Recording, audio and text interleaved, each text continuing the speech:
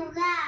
ഒരിക്കൽ നബി സല്ലല്ലാഹു അലൈഹി വസല്ലമ തങ്ങൾ ഒരു തോട്ടത്തിനരികിൽ കൂടെ നടന്നു പോകുകയായിരുന്നു. അപ്പോൾ അവിടെ ഒരൊട്ടകം തേങ്ങി തേങ്ങി കരയുന്ന കണ്ടു. അപ്പോൾ മുത്തുനബി എന്ത് ചെയ്തെന്നറിയോ? അതിനടുത്ത് പോയി തലോട് ആശ്വസിപ്പിച്ചു.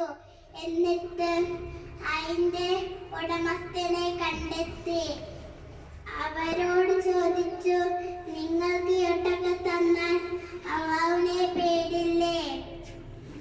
പട്ടിണിയുടെയും ഉപദേശം ചെയ്യല്ലേ? നബിതങ്ങൾ കൂട്ടുകാരെ, നബിതങ്ങൾ പറഞ്ഞതുപോലെ നമ്മളതും നമ്മളെ വളർത്തുന്ന മൃഗങ്ങളെ സ്നേഹിക്കാം. നമുക്കും നമ്മളെ വളർത്തുന്ന മൃഗങ്ങളെയും സ്നേഹിക്കാം. ഇൻഷാ അല്ലാഹ്. അസ്സലാം. ഞാൻ എൻ്റെ കൊച്ചു കഥ ഇത്രയും പറഞ്ഞു നിർത്തട്ടെ. അസ്സലാമു അലൈക്കും.